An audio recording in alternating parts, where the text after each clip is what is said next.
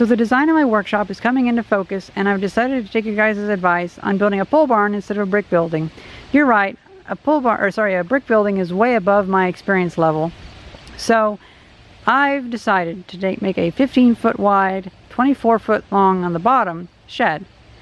On the top it'll be 28 feet long because I have a little overhang for a loft and plenty of storage. The building will be very tall, 12 feet at the corners, and then I believe almost 18 feet at the peak, so that'll allow plenty of room for convection of hot air to rise, so it should probably keep it cool.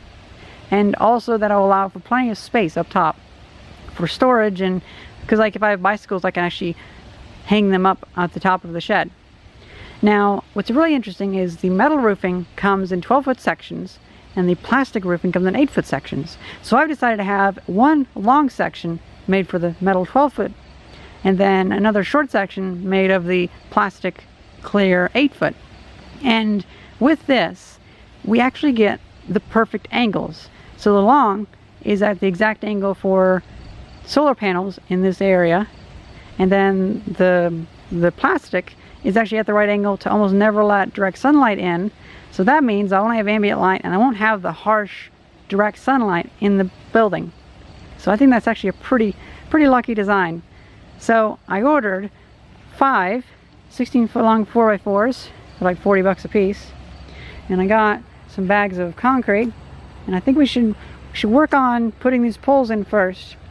I didn't want to get over invested in case we run into some issue, but this will be enough to do the 3 back pillars and the 2 front ones, and then if those go okay we can buy the other ones and put those in. So here's the area where the shed's gonna go, and I've been slowly cleaning it out. It's been really hard because, well, there's a lot of poison ivy and it's so hot right now. Like, it makes you feel like you're sick, like you're gonna throw up almost. So I'm not gonna kill myself over this. I'm just gonna kind of do it slowly. And it's starting to clean up pretty well. Getting near the end of it actually. A lot of junk came out of that area. A lot of bicycles, because that was my bicycle junkyard. Some of those bikes I'll probably get rid of. I have a friend who wants to buy some, so I'll probably take that chance to sell those. These plastic things I had are those tires, and for some reason those tires were full of water. This has never happened before. Usually it works, where I can just I have them stacked up and I have a thing over them and there's no mosquitoes. But for some reason those are full of water, acting like a mosquito farm, so I'm gonna have to find something else to do with them. Actually, I'm just gonna end up using them because I got them for like landscaping. So what you do is you put dirt in them, and then you don't have to you can build up a hill so it's flat and you don't have to worry about the dirt eroding down. And I'll just get rid of that plastic. I'll finally use the tires, and then I have this big pile of weed whackers I didn't know I had. I thought I had like maybe 1 or 2, not 2, 3, 7. I might keep 1 or 2 that are running for barrel boat experiments, but honestly I could just sell them all for maybe like $15 or $20 because someone will probably buy them on Craigslist.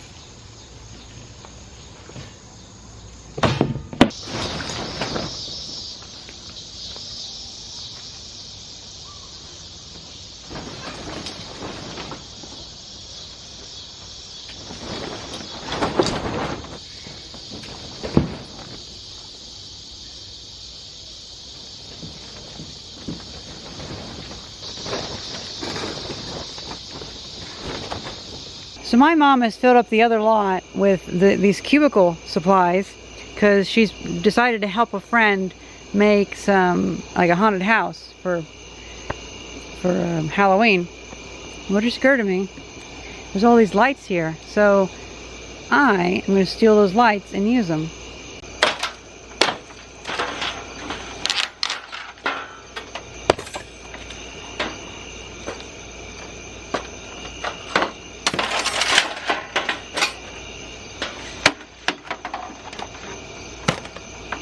Ah, that's much better.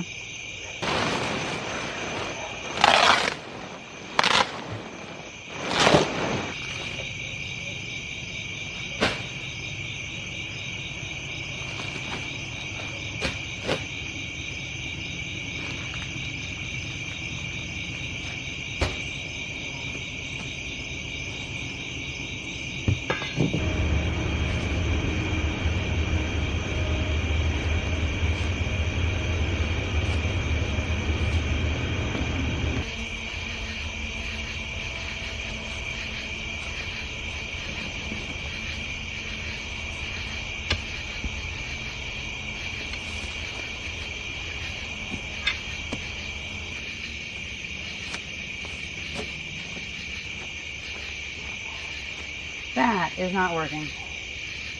That's already twisting up. Well, that's a shame.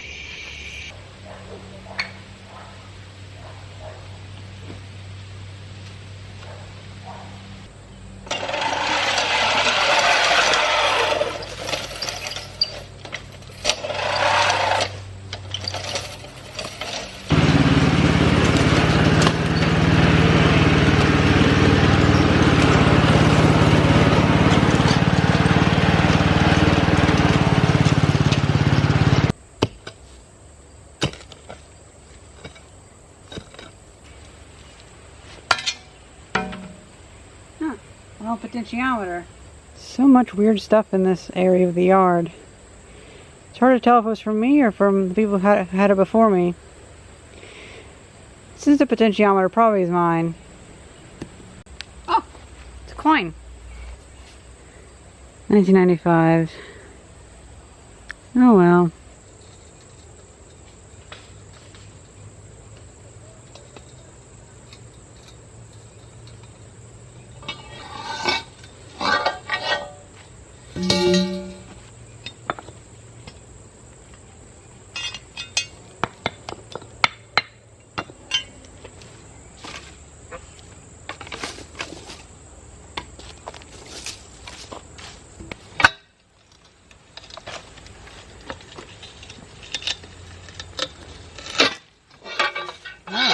Fucking hell. Oh, I bent my crowbar. Shoot.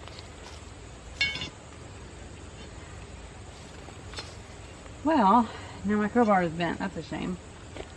So I just bought a chain hoist because I'm going to be building like a crane to help pull things up, because I believe because it's going to be pretty high up in the air. Some things are going to be 18 feet up in the air. And, you know, I might be able to use that chain hoist to pull out these augers.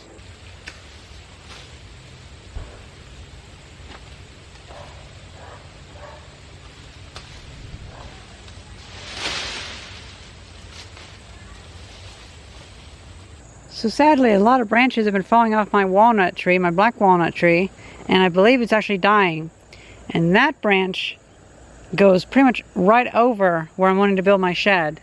And I also see some branches on that tree. Actually, that entire tree right there is dead. And there's a couple pieces on that one that are dead, and some over there. So probably what I should do is rent a boom lift, get a chainsaw, and trim the trees a lot. Plus, there'll be a good chance to trim this tree that goes right over our house.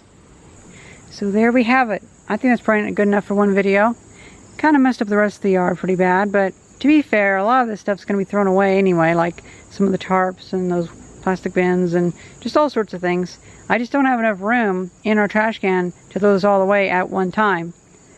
So that'll slowly get put into the trash, because, you know, I still need room for my house trash.